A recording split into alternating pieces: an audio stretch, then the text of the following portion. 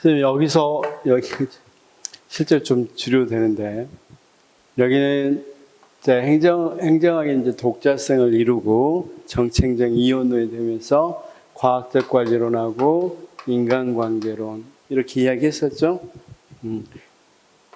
여기를 통치기능설이라고 부르는데 행정학적으로는 큰 이론적으로는 큰 의미가 없기 때문에 거의 안 나오고, 여기가 누구의 사이먼의 행태주의.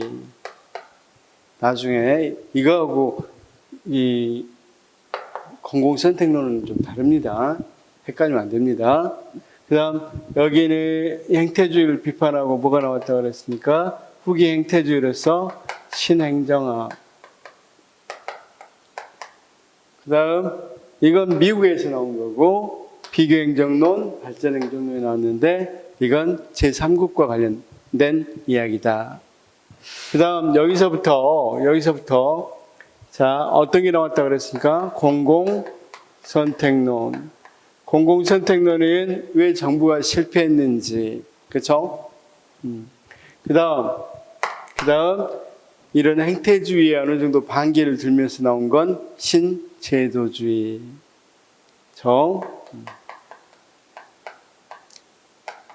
단 신제도주의는 유형이 세 가지다. 이렇게 이야기했고, 세 가지 유형 써놓고 OX 문제 풀어보겠습니다. 자, 역사적 신제도주의가 있다고 그랬습니다. 역사적 신제도주의는 학문으로 어떤 학문에서? 정치학에서. 그렇죠? 이야기했고, 여기서 중요한 말은 경로 의존성하고, 그 다음 단절적 균형. 그래서 이제 논문 보면 많은 논문에서, 정치학 논문에서 보면 어떤 이 정치 현상에 대해서 이야기할 때 역사적 신제도주의를 통해서, 예를 들면 남북 회담이 있다. 그럼 남북 회담에 대한 고찰 이런 식으로 많이 나옵니다. 그렇죠? 그다음 사회적 신제도주의가 있는데, 사회적 신제도주의는 배태성이라는 개념하고, 그다음 어떤 개념? 그 동영화에 대해서는 제가 조금 더 세 가지가 있다고 그랬죠? 어떤 동영화? 강제적 동영화와 모방적, 규범적이라고 그랬죠? 동영화를 어떻게 강압적. 크게 중요한 건 아닌데, 모방적. 그 다음, 강압적, 모방적, 그 다음, 규범적. 이 A씨를 OX 풀면 나옵니다. 여기서, 그 다음, 합리적 선택, 신제도주의는 중요한 게 뭐라고요? 전략적 선택을 한다. 전략적 선택을 한다.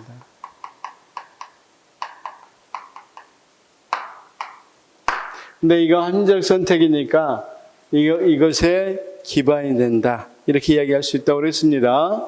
합리적 선택. 자, 그럼 OX 한번 풀어보면, 자, 163페이지에 있는 거 35분부터 보겠습니다.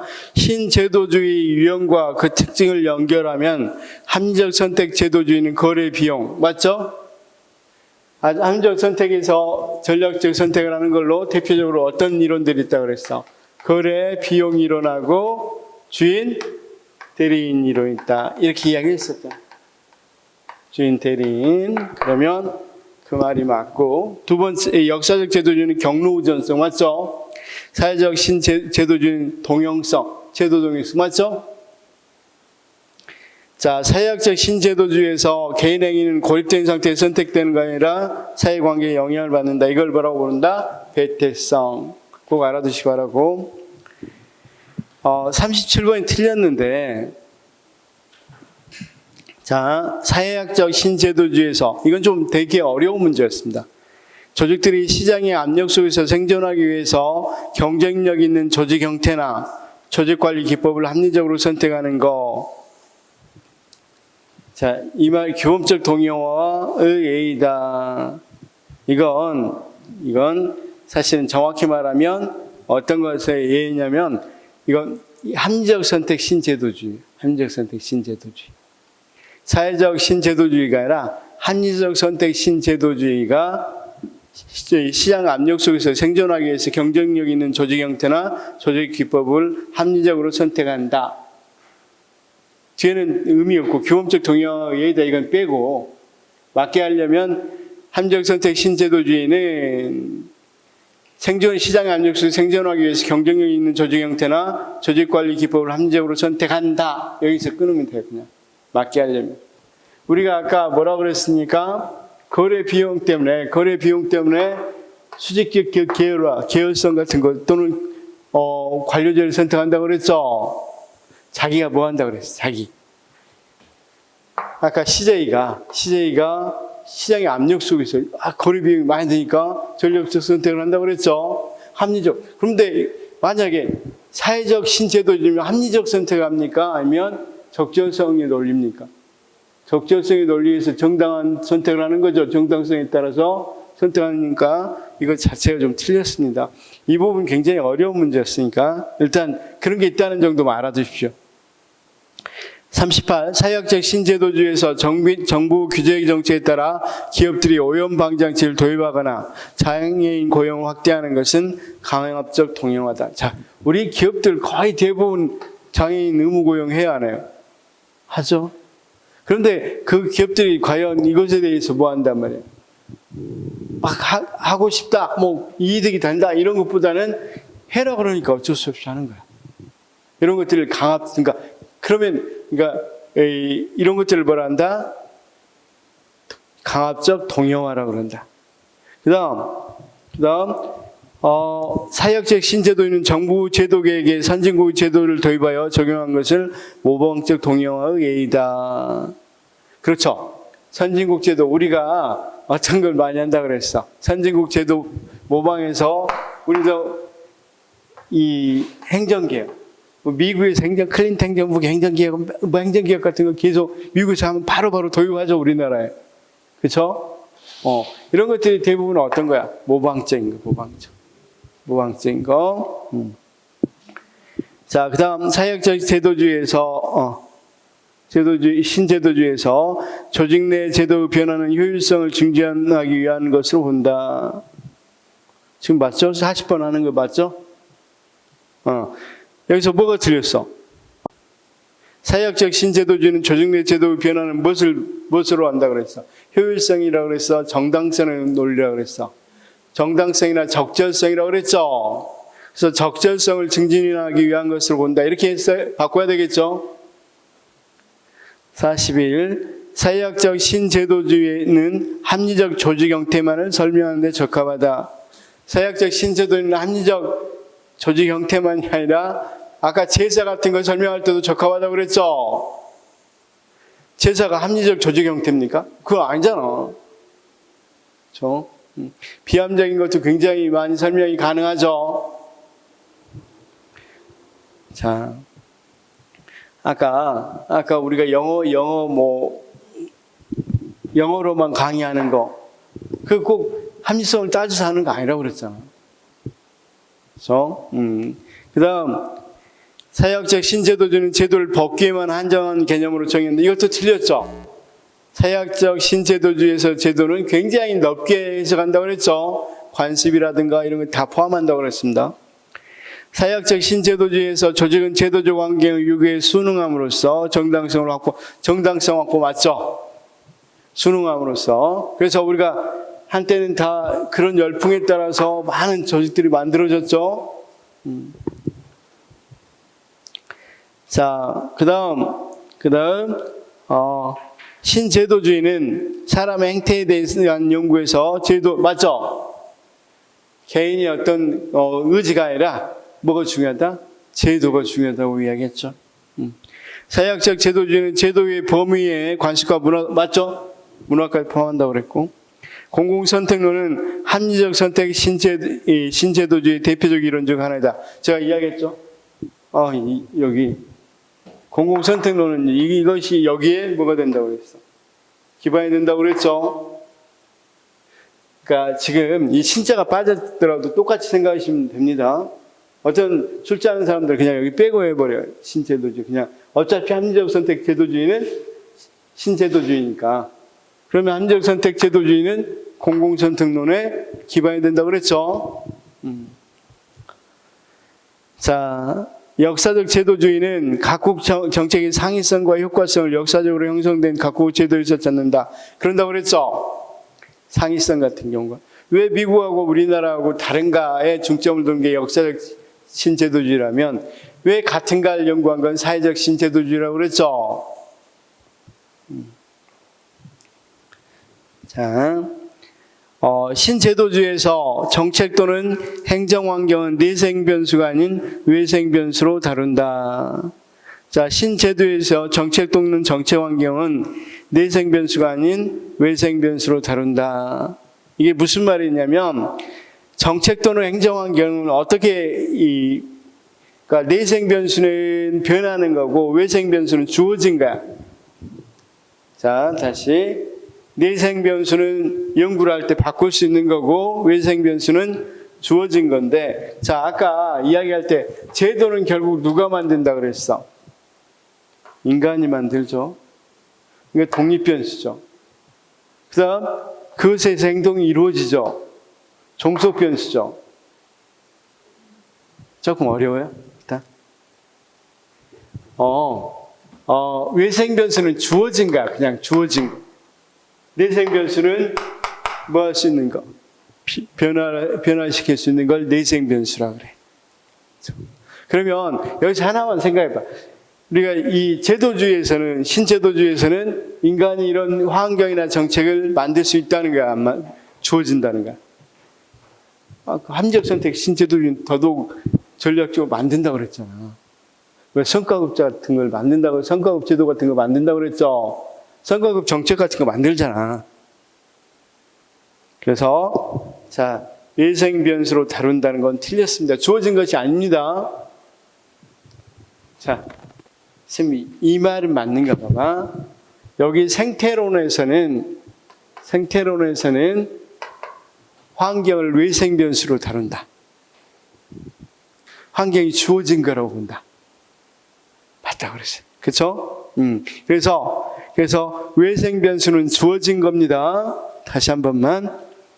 그러면 여기서 역사적 신제도주의 같은 경우도 독립변수이자 종속변수라고 그랬죠.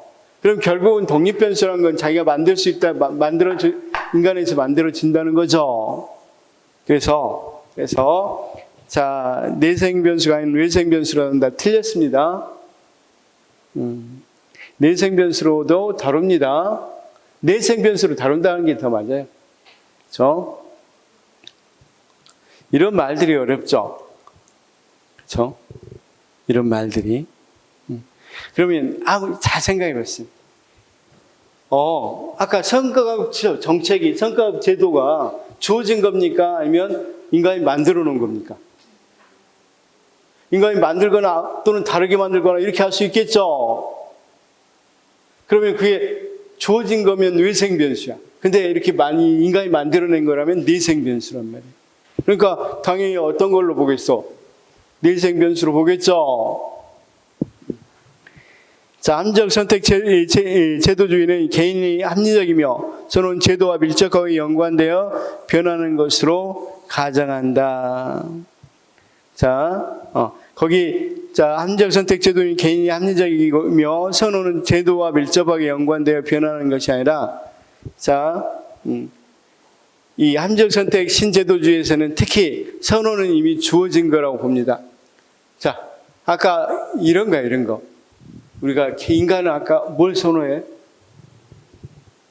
이익을 선호한다고 그랬죠. 철저히 이건 어떻게 제도가 변하더라도 똑같죠. 내가 뭐 할 때는 군대 가도 뭐 제도가 없으면 나는 안 갈 거고, 군대가 있으면 가긴 할 건데 나는 어때? 내 선호는 모든 걸 이익이 있죠. 나 이익이죠. 내가 투표를 아무것도 없어 안 할 거야. 집에 있을까 그냥. 그런데 이 선거하는 벌금 문다. 그럼 나는 할 거야. 왜? 내 선호는 뭐니까? 나의 이익이니까. 그럼 나의 이익은 변했어, 안 변했어? 이 말이에요, 이 말. 그러니까 이런 말을 조금 어렵게 해서, 그래서 이 신제도주의 나오면 모든 많이 틀립니다. 그러니까 잘 봐두시면 되겠습니다. 그래서 개인은 합리적이다. 여기까지 맞는데 선호는 뭐다? 이미 주어졌어요. 우리는 내가 뭐 한다? 나의 이익을 추구하는 거야. 나의 이익을 추구해. 자, 그 다음, 그래서 이렇게 바꾸면 돼요. 선호는 주어진 것으로 가정한다. 이렇게. 이 용어들, 뭡니까? 문장만 좀 잘 기억하십시오. 50번. 여기 사회학적 제도주의는 제도 변화 과정을 설명할 때 경로우전성을 강조하며, 경로우전성은 역사적 신제도주의였죠. 문제 봐봐요. 신제도주의란 말을 안 쓰죠, 거의. 그럴 수도 있다는 거 꼭 알아두시기 바라고. 51번. 역사적 제도주의는 중범위적 제도 변수가 개별 행위자의 행동과 정책 결과를 어떻게 연결시키는지에 대해 초점을 맞춘다. 좋습니다. 제가 중범위가 뭐라고 그랬어요? 중범위가. 중범위적 연구를 한다는 게 어떤 거라고 그랬습니까? 자, 우리가 전체 모든 것을 다 대상으로 연구하면 이건 거시적이라고 그랬죠. 그렇죠? 근데 중범위는 어떤 거? 일정 부분을 연구하는 거. 미시적인 것. 중범위가 아니라 미시적 범위는 개인 같은 걸 연구하는 걸 말한단 말이에요. 그렇죠? 그런데 역사적 신제도주의는 뭐라고 그랬어? 세계가 다 똑같은 것을 연구한다고 그랬어? 아니면 각국의 창의성을 연구한다고 그랬어? 각국의 창의성이니까 뭐 이를테면 뭐 동양, 뭐 서양 이렇게 나눌 수 있겠죠. 또는 아시아, 뭐 아프리카 이렇게 나누겠죠. 최소한 그렇지 않으면 뭐 한국, 일본 이렇게 나눈단 말이에요. 그러면 어떻게 돼? 그럼 중범위라고 말할 수 있겠죠. 범위가 개인을 다루는 것도 아니고 중범위. 좋습니다. 자, 그래서 거의 그 다음 52. 사회학적 제도주의는 사회적 딜레마를 해결하기 위해서 사람이 스스로 만드는 게임의 규칙을 제대로 본다. 자, 게임의 규칙을 제대로 보는 게 뭡니까? 사회적 딜레마를 해결하기 위해서. 합리적 선택, 신제도주의죠. 그렇죠? 그래서 우리가 아까 공유주의 딜레마 같은 경우도 규칙을 만들어서 우리가 해결하는 거죠. 그러면 여기에다 하나 더 쓰면 되겠죠? 전략적 선택. 전략적 선택이니까 당연히 이걸 다른 말로 게임의 규칙 이렇게 말하면 되겠죠. 자, 그 다음 역사적 신제도주의는 제도는 개인들 간의 전략적 상호작용의 전략적 상호작용의 결과로 형성된 균형으로 이야기하는 것은 역사적인 게 아니라 합리적 선택, 신제도주의라고 그랬죠. 54. 역사적 신제도주의는 전체주의 입장을 취하며 주로 중범위 수준에서 분석을 수행한다. 맞죠? 아까 중범위라고 그랬고, 자, 방법론적 전체주의라고 그랬죠. 자, 홀리즘, 방법론적 전체주의. 55. 역사적 신제도주의는 제도 변화를 설명에 있어서 역사적 전환점에 주목한다. 그러겠죠. 우리가 아까 단절적 균형, 혁명이라든가 이런 것들 주목하겠죠. 자, 56. 역사적 신제도주의에서 제도는 일단 형성되면 방향성과 안정성을 유지하면서 일정한 경로를 지속하게 된다. 이걸 경로 의존성이라고 그런다 그랬죠. 57. 역사적 신제도주의는 장기간의 역사적 과정과 경로 의존성을 중시한다. 맞고, 역사적 신제도주의에서 개인의 선호는 내생적으로, 즉 정치체제가 개인의 선호를 형성하고 제약한다. 그쵸? 그래서 아까 선호만 갖고 한번 이야기해 봅시다. 선호는 합리적 선택, 아까 제가 설명할 때 합리적 선택 신체도주의는 어떻다고 그랬어? 모든 인간은 합리적이라고 그랬죠. 모든 건 합리적으로 선택한다고 그랬죠. 그럼 선호도 어떻게 이루어져? 아까 자기 이익을 위해서 선택이 이루어진다. 어떤 경우에든 자신에게 이익됐을 때 선택이 이루어진다. 그렇게 이야기했었죠. 근데 이 두 가지는 무엇에 따라 다르다. 자, 여기 봐봐. 여기 선호는 아까 선호가 뭐였어? 내가 여기에 지하철에 빈 노약자석에 앉는 것이 선호였어? 안 앉는 것이 선호였어? 안 앉는 것이 선호였죠. 여기는 그 손해야. 지금 뭘로 보면 여기서 보면 이익이 아니더라도 이 제도가 있음으로써 내 선호가 바꾸자 안 바꾸자. 자, 됐어. 그냥 이렇게 외워요. 여기는 선호가 안 바꿔진다. 이거 하나만 외워. 여기는 선호가 그때 무엇에 따라 상황에 따라 바꿔질 수 있겠죠. 적절성의 논리에 따라서. 그래서 이걸 구분하는 게 여기 문제에서는 핵심이에요. 자, 그다음 몇 번 했었죠? 59번이죠. 사회학적 신제도주의는 사회적 동용화를 중시한다. 맞고, 사회학적 신제도주의는 접근법은 방법론적 전체주의 맞고, 연역이 아니라 귀납적 접근법입니다. 귀납적 접근법. 왜냐면 여기 봐봐. 이렇게 생각해. 그냥 개인의 행위의 합이 사회 이 전체적인 행위가 결정된다. 이러면 연역법을 써요. 왜냐면 자 봐봐. 이건 하나만 알면 이거 다 할 수 있겠잖아. 더 하면 되니까. 그렇죠? 그러니까 쉽게 해서 사람은 죽는다. 이렇게 정리를 내려요. 이 사람 죽었으니까. 그럼 사람은 죽는다. 그럼 모든 사람은 뭐 한다? A는 사람이다. 따라서 A는 죽는다. 이 논리가 성립할 수 있겠죠. 그렇게 접근을 하는데 이게 성립이 안 되면 그 사회적 행위 하나하나를 또 살펴봐야 될 거 아니에요. 하나하나를 봐야 되겠죠. 그래서 만들어야 되겠죠. 균합적이야. 자, 봐. 이 사람이 안 왔네? 저 사람도 안 왔네? 저 사람도 안 왔네? 이런 거 봐야 되겠죠. 한 사람 행위를 가지고 우리가 전체를 설명할 수 없다고 그랬으니까. 그러니까 여기는 균합적으로 접근할 수밖에 없겠죠. 그래서 자, 정의. 자, 여기 방법론적 전체주의, 방법론적 개체주의. 여기 귀납, 연역. 귀납, 연역. 그렇게 외우시면 되겠습니다. 자, 그 다음. 역사적 제도주의는 선진제도 학습의 제도의 동형화는 뭐라고 그랬어? 역사적이라고 해서 사회적 신제도주의라고 했어. 사회적 신제도주의라고 그랬죠. 따라서 62는 틀렸고. 63. 사회학적 제도주의는 기존 경로를 유지하는 제도와 속성. 기존 경로를 유지하는 제도와 속성 경로우전성이죠. 63번입니다. 그러니까 사회학적 제도주의입니까? 역사적 제도주의입니까? 역사적 제도주의. 64. 사회학적 제도주의는 조직 구성원의 제도를 넘어서 효용 극대화 합리성에 따라 행동하기보다는 주어진 제도 안에서 적합한 적절한 방식을 쓴다고 그랬죠. 행동할 가능성이 높음을 강조한다. 맞고. 65. 제도적으로 조직이 동용할 경우 조직이 교란되는 걸 막을 수 있다. 그러겠죠. 한쪽으로 동용화되면 여러 가지 흩어지는 걸 막을 수는 있겠죠. 자, 66. 제도적 정의화는 강압, 모방, 규범 맞죠? 67. 조직의 제도적 동용화는 특정 조직의 환경에 있는 다른 조직을 닮은 맞죠?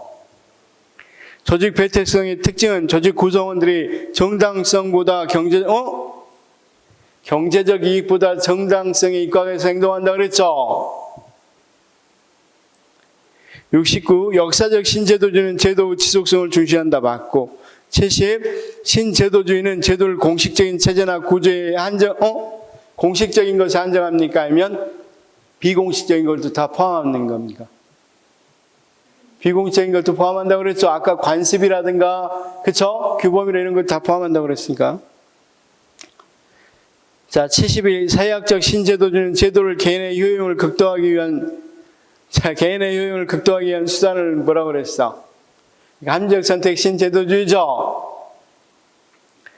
함적 선택 신제도주의는 제도가 유사한 형태로 수렴하는 제도적 동의화에 주목하는 것은 사회적 신제도주의죠.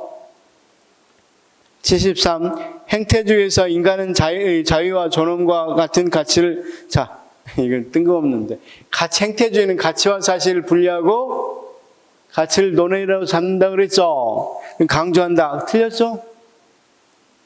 74. 제도주의에서는 사회과학도 엄격한 자연과학과 같은 방법을 따라야 된다. 행태주의. 75. 행태주의에서는 시대적 상황에 적합한 학문의 실천력을 중시한다. 학문의 실천력을 중시한 것은 신행정학, 후기행태주의.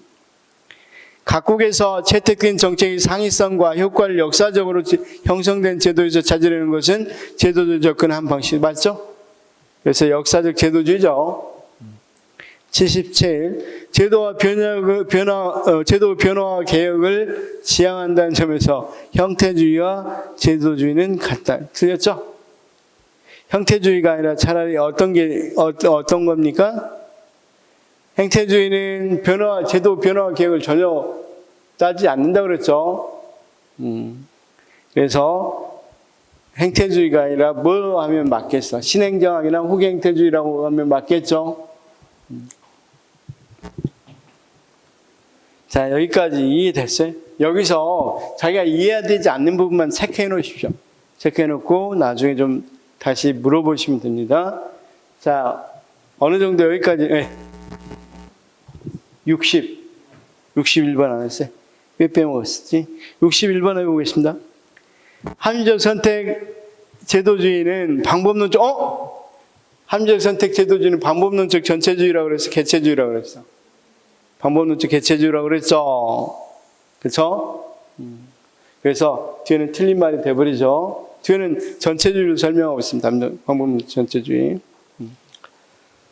자, 그래서 여기 봐봐. 정리를 해보면 여기는 경로우전성, 단절적 균형 이런 말이 나오면 되는 거고, 여기는 어떤 거? 개태성, 동형화, 강압, 특히 제도적 동형화해도 똑같고, 이때 이 제도들은 사실은 어떤다 그랬어? 여기는 뭐 관습이라든가 규범 다 포함하고, 여기는 훨씬 더 문화, 뭐 이런 것까지 다 포함하는 게 사회적 신제도주의라고 그랬죠.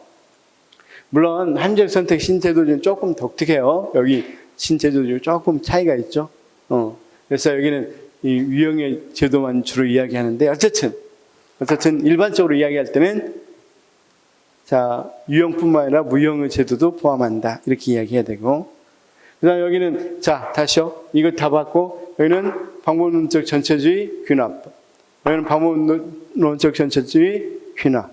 여기는 방법론적 개체주의 연역. 이렇게 알아두시면 되겠죠?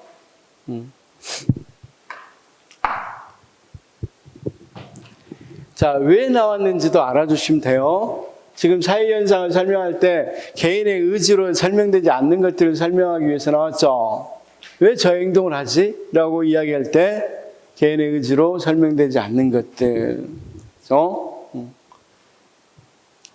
또는 개인의 여기 행태주의 같이 설명이 안 되는 것들을 설명하기 나왔다. 이게 가장 중요해요. 여기서는 개인의 합은 이렇게 해야 되는데, 개인의 합은 전체 행위가 된다는 것이 행태주의 생각인데 그렇지 않다고 나온 거죠. 신제도주의. 이제 공공선택론에 어디에 적용하는 게 정부에 실제 적용한 걸 우리가 뭐라고 이야기합니까? 신공공관리론이라고 합니다. 여기서부터 또 하나의 변화가 있어요. 그 뒤에는 다 신공공관리론의 이제 계승이나 비판이야. 신공공관리론. 여기가 이제 신공공관리론. 신공공관리론은, 자, 여기 한번 봅시다. 공공선택론이 이론적으로 연구를 했다면 이 이론적 연구를 바탕화해서 정부에서 실제로 정부 개혁에다가 집어넣은 거예요. 여기는 이론적으로 비판이었어, 그냥. 여기서부터는 본격적으로 정부가 미국, 영국, 뉴질랜드 이런 데서 실제로 정부의 이 생각들을 넣어서 정부를 바꾸는 거란 말이에요.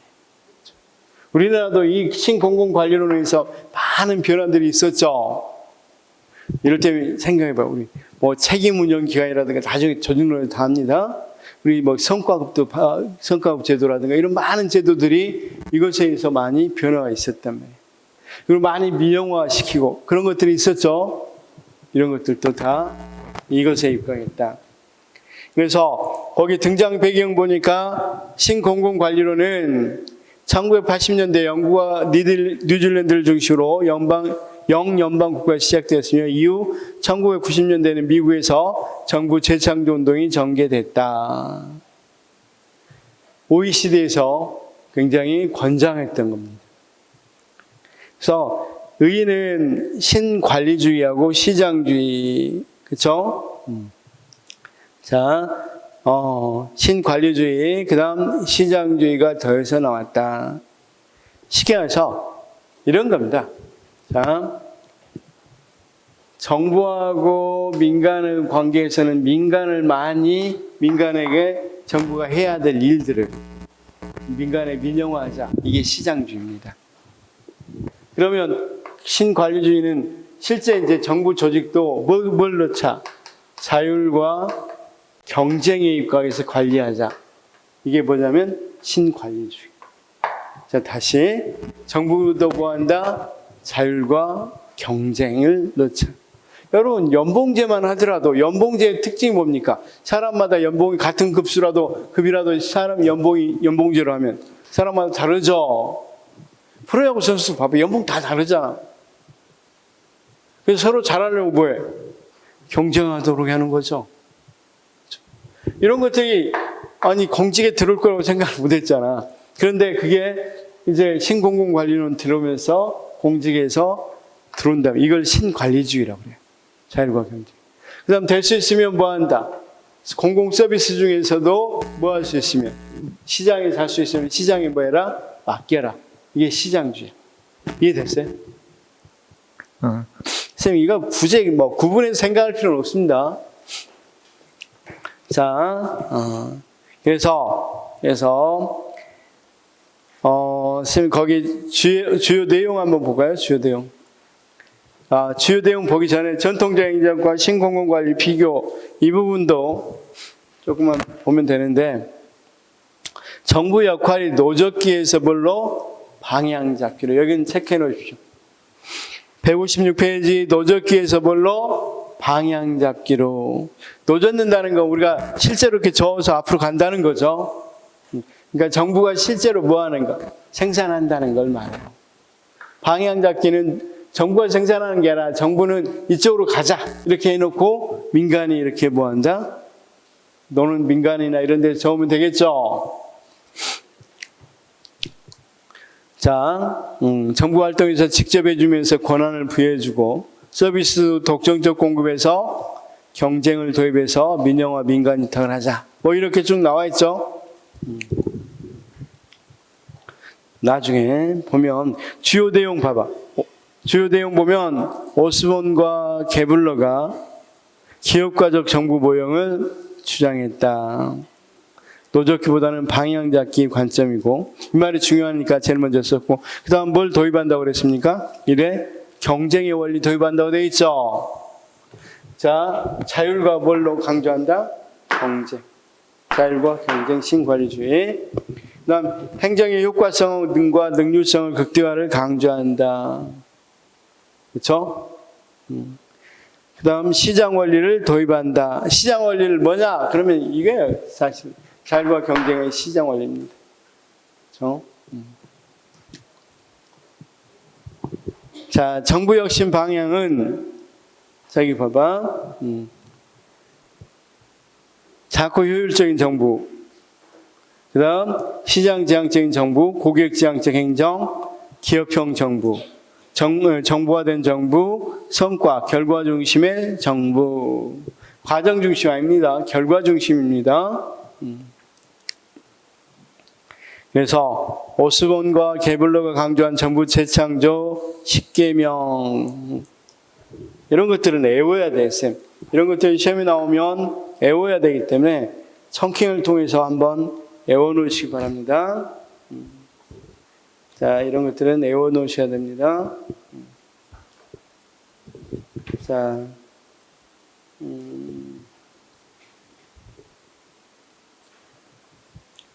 신공공관리론 분축 재통 공집조에서 미안해요. 거기 아닌데 미안해요. 촉시 경성 미분지 고기사 뭐 이렇게 좀 외워두셔야 됩니다. 우리가 책으로는 15페이지 펴시기 바랍니다.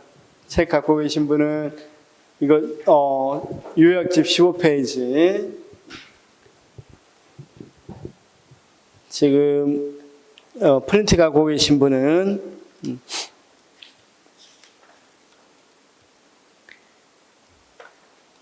프린트는 몇 페이지입니까? 8페이지 아니라 9페이지입니까?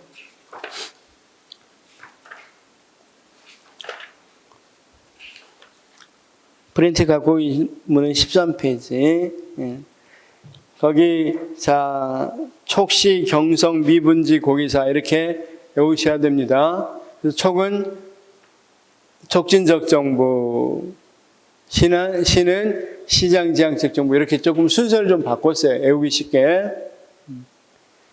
자, 그래서, 외울 때 척시의 경성이 가서 미분지 고기사라 뭐 이렇게 외우시면 됩니다. 그래서 촉시 경성 미분지 고기사 이렇게 외우시고, 자, 촉은 어떤 정부? 촉진적 정부. 시는 시장지향적 정부. 경은 경쟁적 정부. 미는 미래지향적 성은 성과지향, 결과지향적, 성과지향적 정부. 미는 미래 대비하는 정부, 미래지향적 정부. 부는 분권적 정부. 지는 지역사회가 주도하는 정부. 고는 고객지향적. 이는 기업가적. 사는 사명지향적. 그쵸? 자, 그래서 시험에 실제 나오면 이것만 물어봐요. 다음 신공공관리론에서의 지향하는 정부가 아닌 것, 뭐 이렇게 나올 수 있으니까 이것만 배우고 그대로 해보면 되겠죠. 그래서 우리가 오스본과 게블러가 주장했으니까 오스본은 촉시의 경성에 가서 미분지 고기를 샀다 이렇게 외우시면 되겠죠.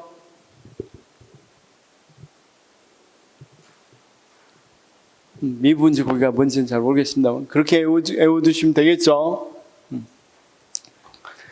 자, 고기는 어디 고기? 분지 고기가 더 맛있어야 하면 어디가 우리나라 고기 많이 나는데 어디죠? 강원도 갈 때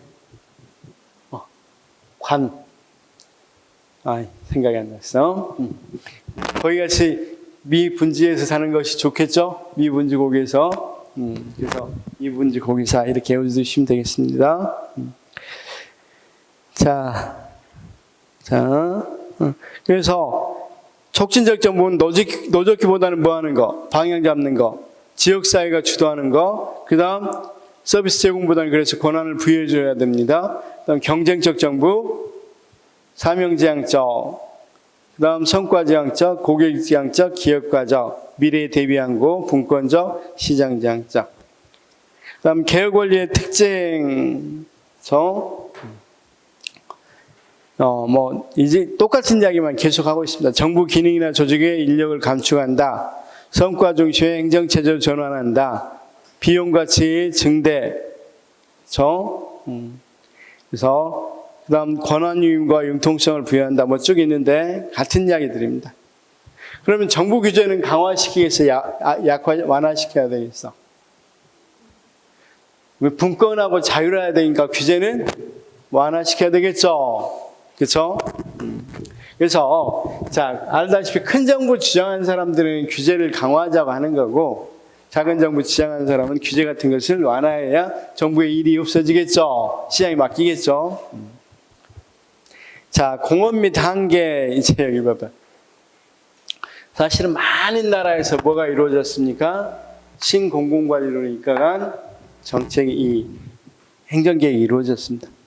그래서 심지어 OECD, 선진국이라고 하는 OECD 경제협력개발기구에서 권장까지 했으니까 어떻게 되겠어요? 거의 대부분 나라에서 많이 신공공관리론이 유행이 됐습니다. 그래서 공원은 거기 보니까 정부 혁신의 바람을 일으켰다. 민간기업 관리 기법을 넣어서 이렇게 이야기하고 있죠. 그래서 많이 효율성을 추구하긴 한 것 맞습니다. 효율성을 추구. 그런데 이제 당연히 뒤에 나올 이론들은 뭘 가지고 나오겠어요? 이 뒤에 나온 이론들은, 그러니까 이 전을, 신공공관리론 이유는 이것에 대한 비판이야. 계승이나 비판인데 거의 이걸 비판하면서 나온 이론들이니까. 그러면 거기 있는 것처럼 먼저 어떤 부분이냐면 지나친 효율성의 제고의 문제, 부작용이 일어난다. 그러니까 지나치게 효율성만 따지게 된다 보니까 어떤 것이 일어나겠어요? 그렇죠? 우리가 보편성과 보장성에 문제가 생겨. 효율적인 거, 노인 복지에 쓰는 것은 효율적입니까? 효율적이 못합니까? 효율성으로 따지면 별로 이득이 안 남죠. 차라리 이걸 경제에 투자하게 되면, 경제 개발 같은 데 투자하면 훨씬 더 이득이 남죠. 그러니까 이 공공관리론이 나오면서 복지 정책들이 많이 축소된단 말이에요. 효율성이 없다는 이유로. 그러면 거기 있는 것처럼 어떻게 되겠어? 거기 있는 것처럼 이 보편성과 이 사회적 약자들이 제일 밑에 보니까 나번에서 제일 뒤에 보니까 사회적 약자들이 공공서비스 제공에서 배제된다고 그랬죠. 그 다음 보장이 잘 안 된단 말이야. 이것에 입각해서 봐봐, 병원 같은 거 민영화하니까 미국이 코로나 때 미국은 그 앰뷸런스 한 번만 타도 몇백만 원 나온다고 그러죠. 그러니까 미국은 민영화니까 이런 거 해버리고 그러니까 뭐가 되냐, 굉장히 보장성이 안 된단 말이에요. 그래서 많은 사람이 죽어나갔고, 그 다음 2번 성과 향상과 능률성 증진의 부작용이다. 그래서 나번 보니까 성과 맹목주의, 성과만 따진단 말이에요. 그렇죠? 그러니까 쌤 터널 효과라든가, 그러니까 시야가 좁아지는 것. 터널에 들어가면 시야가 좁아지죠. 그렇죠? 그러니까 신공공관리론에서 입각해서 무조건 능률성 이렇게 성과만 강조하니까 우리가 성과만 강조하게 되면 뭐야 돼? 다른 거 생각하지 못하고 모든 성과에 매몰돼 버리죠. 솔직히 그렇게 되면 인간성이라든가 이런 것들, 인간적인 거 이런 것들은 다 잘 못 보죠. 자, 그 다음 쭉 있는데 다 할 거고, 자선 추구, 근시안적 관리, 특정 성과 지표의 고착, 왜곡된 보고와 왜곡된 해석, 또는 해석 게임, 톱니바퀴와 문턱이. 톱니바퀴라는 것은 한번 달성하면 뒤로 안 물러나는 걸 말합니다. 그 다음, 고성과는 달성하기 유리한 공공서비스, 공공재만을 선택적으로 제공하려는 체리파킹. 그렇죠? 그러니까 이것도 하고 공공서비스는 다양하게 해줘야 되는데 내가 뭐 할 수 있는 거, 성과가 빛날 수 있는 것만 선택한다. 자, 그 다음 지나친 경쟁을 하다 보니 부작용이 일어나요. 공무원들이 사실 공공서비스 하면서 지나치게 경쟁하라고 그러니까 통합이 되려고 하겠어, 안 하겠어? 그래서 특히 거기 4번에 분절화 현상이 일어납니다. 자기 부서 아니면 안 가르쳐줘요. 서로 간에 뭐가 돼? 연계가 거의 없어. 단절적이 돼버려. 그것 때문에 나오는 게 뒤에 있는 탈신 공공관리론이니까 이 분절화 현상, 이건 좀 결표를 해놓으시기 바랍니다. 그 다음 관료의 정치화 문제가 생긴다. 그렇죠? 신공공관리론이 이루어되니까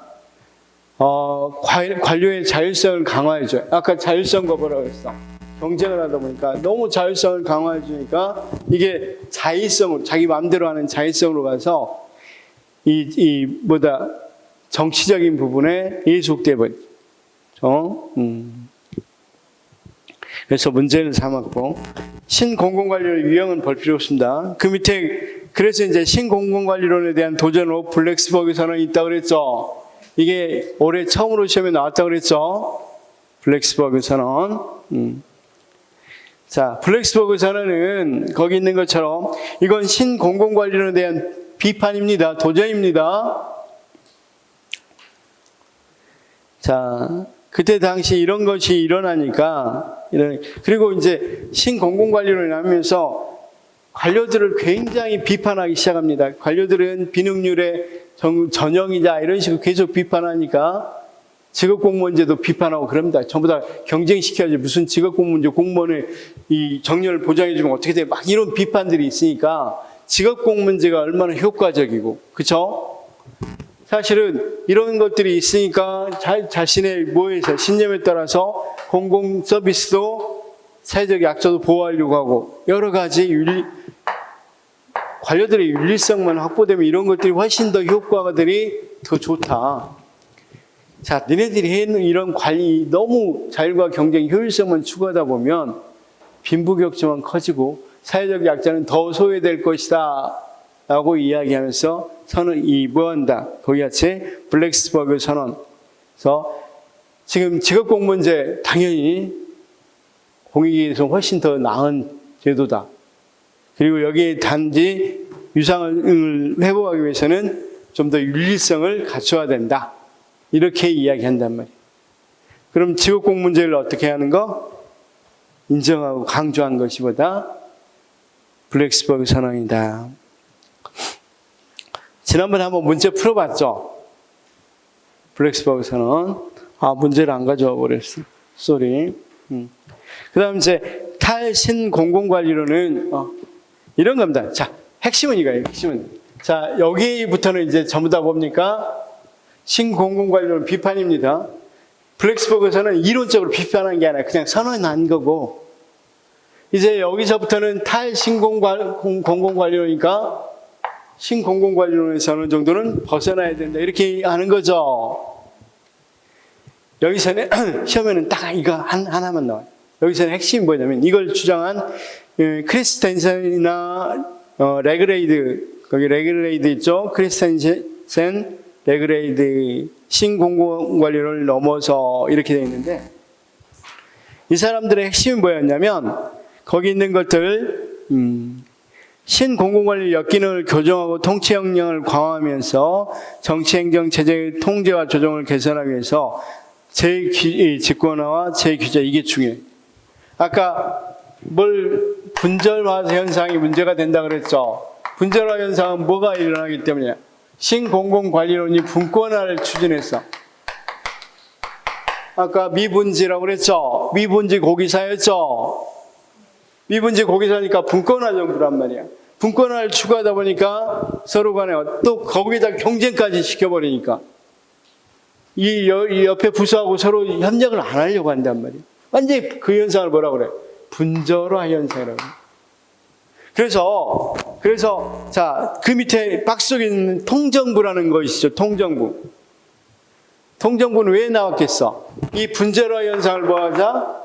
전체적으로 시각에서 생각하자. 그렇죠? 이 분절화 현상을 맞지 않은 입장에서 통정부가 나왔습니다. 통정부. 그렇죠? 그럼 그래서 거기 통정부 읽어보니까 칸막이 현상은 서로 안 돕는 걸 말하는 거죠. 이런 부분을 개선하려고 한다. 그 밑에 또 보니까 정책 결정에서 현장의 서비스 제공에 이르기까지 분화보다는 통합, 부분보다는 전체적 시각에서 정부 조직을 개혁하고자 하는 접근이다. 더 나아가 조직의 구조적, 기능적 측면과 아울러 구성원을 뭘 강조합니까? 통합을 중시한다. 이렇게 되어 있죠. 그래서 이 부분만 좀 알아두시면 돼. 161에서 꼭 외워야 될 때, 탈신공공관리는 다른 건 필요 없으니까 외울 건 뭐냐면 분절화 축소. 그래서 분권화보다는 재직권화. 그 다음 아까 규제 완화를 추구한다 그랬죠. 신공공관리는. 그래서 다시 어느 정도는 규제해야 되니까 재규제. 그 다음 나머지는 쭉 해도 되고 마번 정도만 좀 보시면 민영화, 민간 육탑보다는 민간 공공 부분의 파트너십을 강조한다. 이 부분은 이후에 나올 이론들이 다 이 부분은 공통점입니다. 민간 파트너십, 민공공관리. 그 다음 밥원도 똑같은데 분권화, 자율성, 독립성 강화보다는 직권화, 역량 및 조정을 증대한다. 이 부분. 그러니까 세 부분만 딱 알아두면 가나 바.